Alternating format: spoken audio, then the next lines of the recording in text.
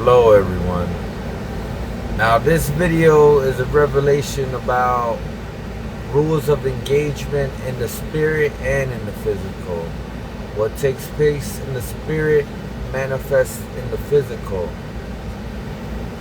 Now, when Jesus was in the garden, he was praying, and because he came into agreement with Judas, Judas was allowed to betray him because he came into an agreement and covenant with Judas, and now Judas was able to operate and betray him. Now get that. It's not the ones on the outside, it's the ones in the inside you have to watch out for. Now, if you come into agreement with anybody with any evil intent, any ill intent, their walk is not right, they're, kind of crooked or whatever, but if you come into agreement, say family, friend, foe, or lover, now sometimes it's a lover. If you come into agreement with them and you don't really know what's going on behind their back, and they're hiding stuff from you, that is a big red sign, and a red alert to watch out for stuff like that, because you don't know the intentions behind that person, and they could set you up, they could have you get robbed, they could even have you set up and you could probably die,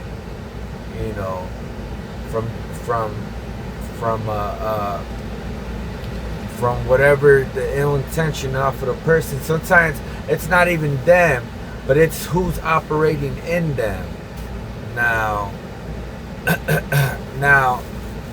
Judas wasn't the one. It was the people who were operating in Judas. It was the Pharisees who were operating in Judas that wanted Jesus hung.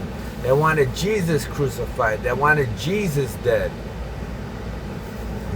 Judas, after he did what he did, he was in total regret of what he did, because after it was done, he finally, after the assignment was done, he came to his senses and realized he betrayed the Son of Man.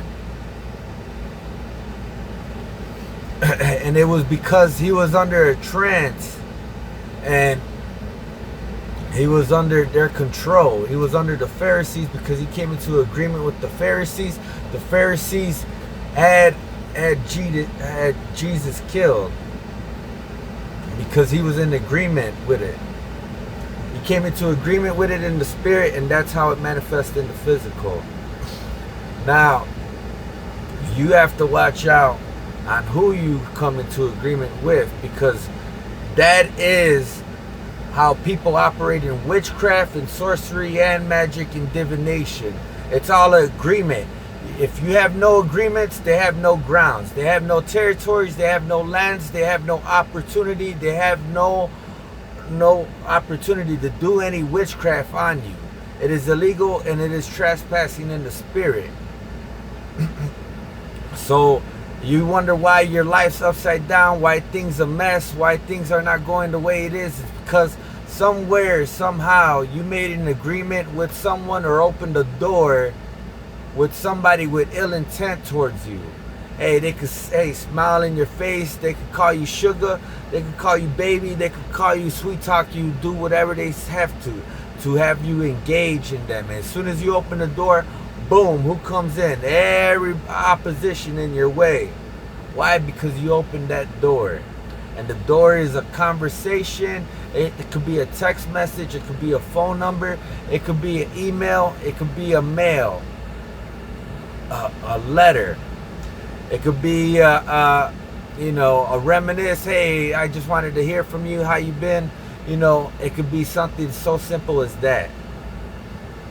That's why you have to see who is really walking with God, and your discernment and your wisdom has to be on keen and on point on who's who and who's walking with God, and who's in and out, and who's lukewarm, and who's totally the opposite in the other. You know, I wish them the best, but I just don't engage with those type of people because I don't know what intentions they have behind me. And and the truth is, when your eyes open up and your ears hear, and your senses and your discernment and your wisdom is keen and on point, you're able to discern who's walking with God and who is not. Now, Jesus was no mind reader or a psychic, but he knew with his discernment and his wisdom, he knew who would betray him. Why? Because he seen the walk with Judas, and he seen it wasn't walking right. Fully on walk. Now, when he was in the garden, he was praying in the garden, and before, now because he had an agreement, he made an agreement with Judas in the physical and in the spirit, they were able to have access to Jesus. They infiltrated Judas for he could betray Jesus. Come on now. As soon he was in the garden, he was praying, Judas came up to Jesus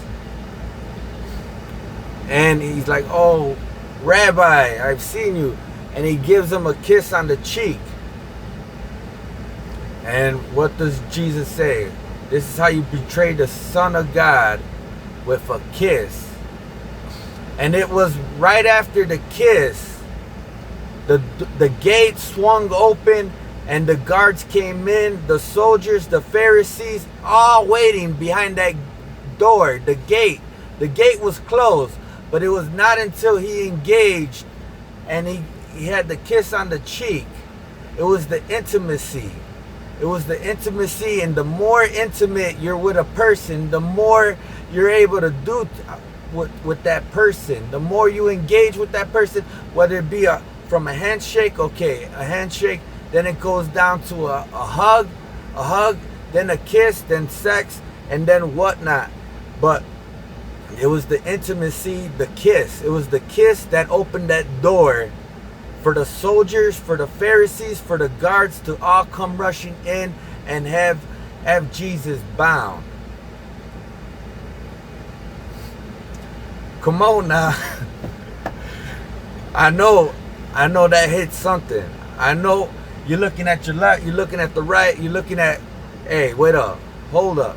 It's not the ones on the outside you have to watch out for. It's the ones in your own dang circle.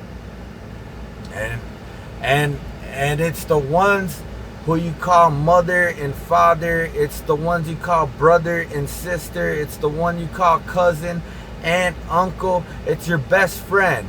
Sometimes it's your lover. Those are the only ones who really have access to you in the spirit and in the physical. So I'm telling you, the whole thing about, accepting you as default, you have to use your wisdom and your discernment on who's who and who's with God and who does witchcraft.